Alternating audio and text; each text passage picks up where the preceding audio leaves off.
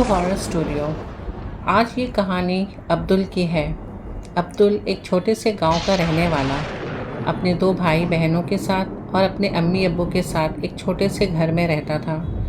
काफ़ी परेशानी अब्दुल ने बचपन से ही देखी थी और उसकी अम्मी अब्बू ने उसे काफ़ी मुश्किल से पढ़ाया लिखाया था कि कल को वो उनका सहारा बने। जिस तरीके से उसके अब्बू अम्मी ने उसे पाला पोसा था, उससे कई बढ़कर अब्दुल ने अपनी अम्मी अब्बू के बारे में सोचा। अपनी ग्रेजुएशन कंप्लीट करने के बाद अब्दुल ने सोचा कि अब मुझे जॉब करनी चाहिए, और ऐसा ही हुआ। अब्दुल को एक शहर में बहुत अच्छी जॉब लग गई। अपने अब्बू अम्मी के इजाज़त से अब्दुल शहर चला आया। शहर में उसे रहने के लिए जगह की तलाश थी। उसने ब्रोकरों को लगाया और एक ब्रोकर ने उसे एक मकान दिखाया। मकान जो कि बहुत ही गली के अंदर था और काफ़ी पुराना था, लेकिन अब्दुल के पास उतने पैसे भी नहीं थे किराए देने के लिए। अब्दुल ने मकान देखा और सोचा कि ये मेरी तरह ही मकान है जैसा मैं चाहता हूँ और इसका किराया भी मुनासिब है। चलो कोई बात नहीं, मैं इसे ही फ़ाइनल कर लेता हूँ, क्योंकि होटल में मैं कितने ही दिन रहूँगा। उस मकान में रहने के लिए अब्दुल ने अपने छोटे मोटे सामान, चारपाई वगैरह सब लेकर के आया। मकान मालिक मकान के अंदर अब्दुल को लेकर के गया और उसने कहा कि ये वाले जो सामने कमरे आप देख रहे हैं जिन पे ताला लगी हुई है, इस कमरे के सामने आप नहीं जाइएगा और ना ही इसे खोलने की कोशिश करिएगा। क्यों भाई, इस कमरे में क्या है? इसमें हमारा कुछ सामान है जो कि बंद पड़ा है और इसकी इजाज़त मैं किसी को नहीं देता। बाकी सारे घरों में आप रह सकते हैं। अब्दुल ने कहा कि चलो ठीक है, कोई बात नहीं, ये इसमें आपका कोई ख़ास सामान होगा, मुझे इससे क्या लेना देना है, ठीक है मैं रह लूँगा। अब्दुल बहुत खुश था क्योंकि उसके मर्ज़ी के मुताबिक उसे मकान मिल गया था जो कि बहुत ही सस्ते किराए में था। एक दिन की बात है, अब्दुल सो रहा था और अचानक से लाइट चली गई। अब्दुल को बहुत ज़्यादा ही गर्म हो रही थी, तो अब्दुल ने अपना बिस्तर लेकर आंगन में आ गया। आंगन में सोते ही अब्दुल को लगा कि जैसे छत पे से किसी की चलने की आवाज़ आ रही है। थोड़ी देर के बाद उस चलने की आवाज़ में पायल की झनकार भी थी। अब्दुल यही सोच रहा था कि ये कौन चल रहा है, शायद अगल बगल कोई होगा। ये सोचकर अब्दुल ने नज़रअंदाज किया और अपनी दुआएं पढ़ी और वो वापस से सो गया। अगले दिन होते ही अब्दुल अपना नाश्ता बनाता है, अपने घर को साफ़ सफाई करते हुए अपनी जॉब पे चला जाता है। जॉब में भी दिन उसकी काफ़ी अच्छी गुजरी और रात को जो आवाज़ उसने सुनी थी वो उससे बेखबर था, वो उसे भूल चुका था। शाम होते ही अब्दुल घर आया। घर आकर के अब्दुल अपना खाना बनाता है और दोबारा से बैठ जाता है खाना खाने के लिए। उसे अपने घर वालों की काफ़ी याद आती है कि चलो कोई बात नहीं, अगर मैं अपने परिवार से दूर हो गया हूँ लेकिन अपने मुल्क से तो बाहर तो नहीं हूँ, जैसे कि और लोग अपने मुल्क से बाहर चले जाते हैं। ये सोचते सोचते अब्दुल अब सोने की तैयारी शुरू कर रहा था और उसे सोचते सोचते काफ़ी रात हो गई थी। रात को करीबन अब्दुल की आँख खुलती है, 1:30 से 2 बजे का वक्त होता है। उसे फिर से किसी की चलने की आवाज़ आती है और इस बार आवाज़ छत से नीचे उतरने की होती है और उस आवाज़ के साथ भी पायल की झनकार रहती है। अब्दुल काफ़ी घबरा जाता है और सोचता है, कल तो मैं यही सोच रहा था कि ये वहम है, लेकिन अब ये क्या है? और ये आवाज़ आहिस्ते आहिस्ते उसके करीब आकर रुकी। अब्दुल को महसूस होता है जैसे कि कोई उसके बिस्तर के पीछे खड़ा है। बहुत हिम्मत जुटाने के बाद अब्दुल आहिस्ते आहिस्ते पलटता है, लेकिन वहाँ उसे कोई दिखाई नहीं देता। अब्दुल काफ़ी डर जाता है। वो अपने दुआएं वगैरह पढ़कर वापस से सो जाता है। अगले दिन जब अब्दुल ऑफ़िस जाता है तो वो ऑफ़िस में दिन भर यही सोचता रहता है कि ये जो कल मेरे साथ हुआ वो आखिर क्या था, मैं क्या करूं, मैं किससे बताऊं। दिन भर यही सोचने के बाद, काम ख़त्म करने के बाद अब्दुल अपने घर वापस जाता है और यही सोचता है कि मेरे पास तो कोई चारा भी नहीं है। चलो देखता हूँ आज की रात कैसे गुज़रती है। उम्मीद करता हूँ कि ये मेरा वहम ही हो और कुछ ना हो सकता है मैं अकेले रहता हूँ, इस वजह से मेरे साथ ऐसा हो रहा है। घर पहुँचते ही अब्दुल अपना खाना वगैरह खाकर आंगन में ही अपना बिस्तर लगाता है, क्योंकि गर्मी का मौसम रहता है और अंदर कमरे में लाइट आ रही होती है, जा रही होती है। काफ़ी देर लेटे हुए अब्दुल की आंख लग जाती है। अब्दुल बहुत ही उदास रहता है क्योंकि उसे अपने घर वालों की, अपनी अम्मी अब्बू की बहुत याद आ रही होती है। थोड़ी देर के बाद अब्दुल को अचानक से फिर आवाज़ आती है और इस बार वो आवाज़ अंदर लॉक हुए वाले कमरे से आती है। अब्दुल की आंख खुल जाती है और अब्दुल इस बार बहुत ज़्यादा ही डर जाता है कि ये आवाज़ कहाँ से आ रही है। अब्दुल जब दौड़कर छत की तरफ जाता है तो छत की तरफ कोई भी नहीं रहता और वापस जब नीचे आता है तो उसे एहसास होता है कि ये आवाज़ अंदर की तरफ से आ रही है। अभी अब्दुल आंगन में ही खड़ा रहता है तो उसे किसी लड़की की चीखने की आवाज़ उस कमरे के अंदर से आती है। अब्दुल दौड़कर उस कमरे की तरफ जाता है और कहता है, कौन है अंदर? कौन चिल्ला रहा है? अंदर से आवाज़ आती है, मुझे बाहर निकालो, मेरी मदद करो, मैं बहुत परेशान हूँ, मुझे बाहर निकालो। अब्दुल ये सोचता है कि कहीं मकान मालिक ने किसी लड़की को अंदर कैद करके तो नहीं ना रखा है।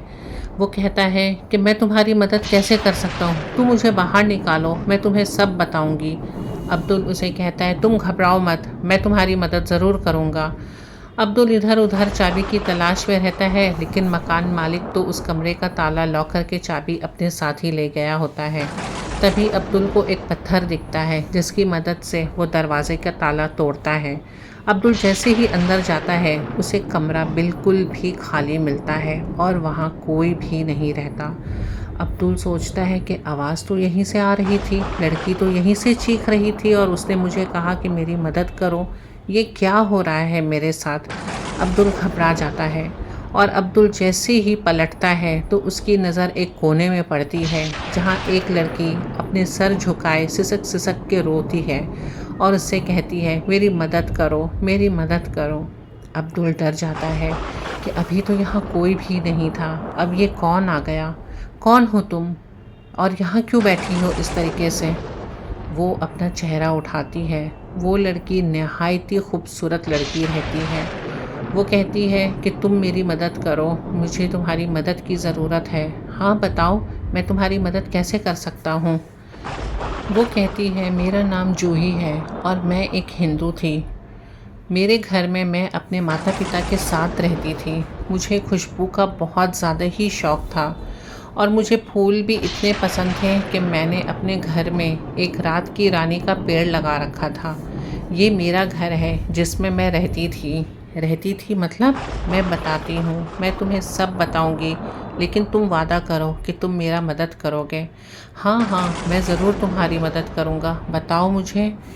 मैं इस घर में रहती थी और मुझे खुशबू का बहुत शौक़ था। मेरे माता पिता के मरने के बाद भी मैंने बहुत सारे फूल बगीचे में लगा रखे थे, जिनमें से एक रात की रानी का भी दरख्त था। रात होते ही मुझे उसकी खुशबू इतनी पसंद थी कि मैं अक्सर वहाँ जाकर के बैठ जाती थी, जिसकी वजह से मेरी माँ मुझे बहुत गुस्सा करती और हमेशा यही कहती कि अरे रात को जाकर आंगन में नहीं बैठा जाता है, वो भी रात की रानी के पेड़ के पास। तुम्हें पता है रात की रानी पर असेब जन्नात होते हैं, सांप होते हैं। मैं इन सब बातों को नहीं मानती थी। अपनी माँ की बातों को नज़रअंदाज करते हुए मैं रोज़ रात को वहाँ जाकर खड़ी हो जाती और उसकी खुशबू जो पूरे आंगन में भिनभिनाने लगती, मुझे वो बहुत पसंद आती। एक दिन की बात है, आधी रात को मेरी नींद खुलती है और मुझे इतनी शदीद खुशबू आती है रात की रानी के पेड़ से कि मैं वहाँ पर जाकर खड़ी हो जाती हूँ। लेकिन जब मेरी नज़र पड़ती है तो मैं क्या देखती हूँ कि उस रात की रानी के पेड़ पर एक बहुत बड़ा सा सांप लिपटा हुआ रहता है, जिसे देखकर मैं डर जाती हूँ और डर कर चीख करके वहाँ से भागती हूँ। मेरे माता पिता तो गहरे नींद से सोए हुए होते हैं कि उनको ये आवाज़ नहीं जाती। जब मैं अपने कमरे में आकर दरवाजे बंद कर लेती हूँ, अगले दिन मुझे बहुत तेज़ बुखार आ जाता है। मेरी माँ मुझे कहती हैं कि क्या बात है, तुम्हें बुखार अचानक क्यों आ गया? लेकिन मैं उनसे कुछ भी नहीं कहती। उसी रात जब मैं सोई भी होती हूँ अपने बिस्तर पे, मेरे सामने अचानक वो सांप आ जाता है और वो सांप आकर एक इंसानी शक्ल में तब्दील हो जाता है। वो देखकर मैं नहायत ही डर जाती हूँ और मैं उससे पूछती हूँ, कौन हो तुम और तुम्हें क्या चाहिए? वो आकर मेरे करीब बैठता है और मुझसे कहता है, जूही तुम मुझसे मत डरो, मैं तुम्हारा नुकसान नहीं करूँगा, मैं तुम्हारा दोस्त हूँ। मैं तुम्हें नहीं जानती, लेकिन मेरे चेहरे देखकर कोई भी पता लगा लेता कि बस जैसे लग रहा था कि अब मेरी सांस निकलने वाली है।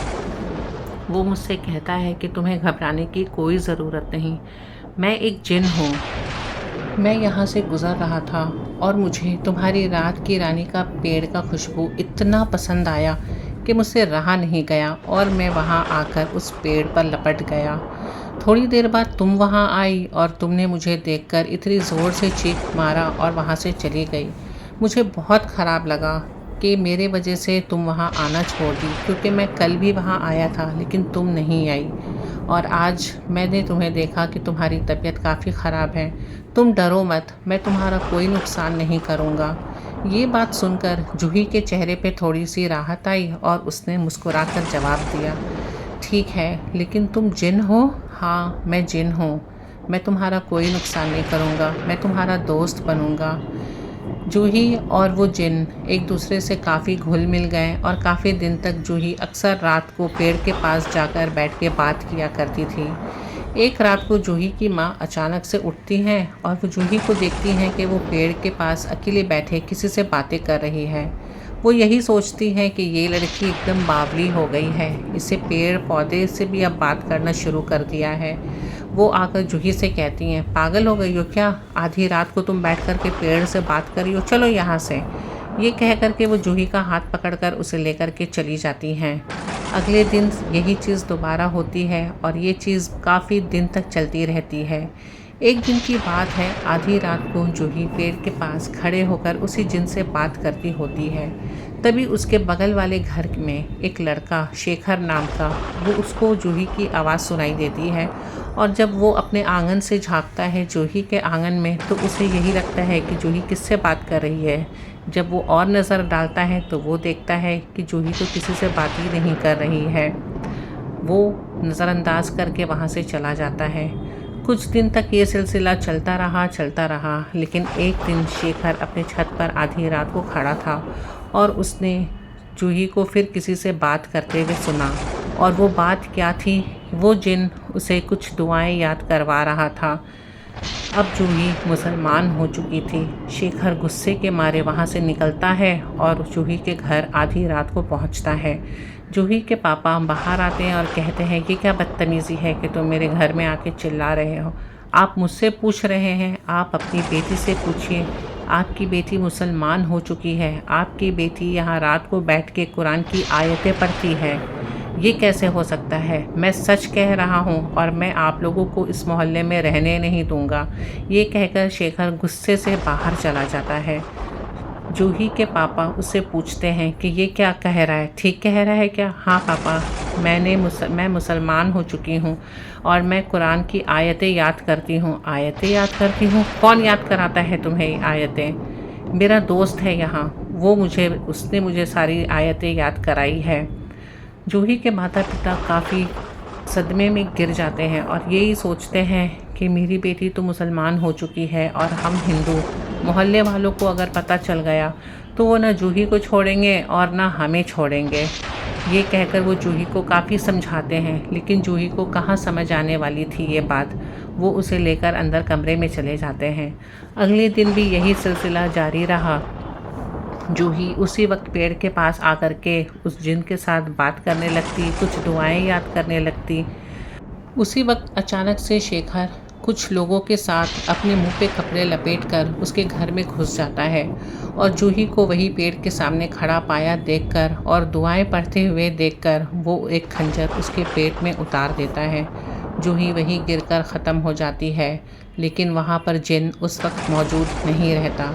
जूही के माता पिता दौड़कर बाहर आते हैं और जूही को लहूलुहान वहीं पर पाते हैं। वो काफ़ी रोते हैं और अंदर उसे ले जाते हुए यही सोचते हैं कि अब हमें जूही को इसी घर में दफना देना चाहिए, क्योंकि वो मुसलमान हो चुकी है और हमें भी यहाँ नहीं रहना चाहिए, क्योंकि मोहल्ले वाले को पता चल गया है कि हम तो हिंदू हैं लेकिन हमारी बेटी मुसलमान हो चुकी है। रातों रात उसे उसी कमरे में दफनाकर उसके माता पिता सुबह होने से पहले वहाँ से चले जाते हैं, जबकि उन्हें पता था कि जूही का कत्ल किसने किया है। वो मकान काफ़ी दिन तक खाली रहता है। और वहाँ कोई भी नहीं आता जाता। सस्ते दामों में मिलने की वजह से अब्दुल ने उस मकान में रहने के लिए हामी भरी थी। अब्दुल ये सारी बातें सुनकर रोने लगता है और जूही से कहता है, तुम घबराओ मत, मैं तुम्हें यहाँ से मुक्त करवाऊँगा, बताओ मुझे क्या करना होगा। जूही उससे कहती है कि मैं जबकि मुसलमान हो चुकी हूँ और बिना गुस्ल के मेरा जनाजा नहीं किया गया, तो इसीलिए मेरी रूह को यहाँ से मुक्ति नहीं मिली है, तो तुम मुझे मुक्ति दिला दो। अगले दिन सुबह होते ही अब्दुल कुछ मोहल्ले वाले को लोगों को इकट्ठा करता है और वहाँ खुदाई करवाता है। वहाँ जिस्म तो नहीं रहती, लेकिन जूही की हड्डियाँ उसे मिली रहती हैं। कुछ औरतों की मदद से उसे गुस्ल कराया जाता है और उसका जनाजा करके उसे कब्रिस्तान में ले जा कर के दफना दिया जाता है। जूही की आत्मा तो मुक्त हो गई और अब्दुल उस घर में कुछ दिन रहा। उसने कुरान खानी करवाई और उसके बाद अब्दुल भी उस मकान को छोड़ कर के चला गया।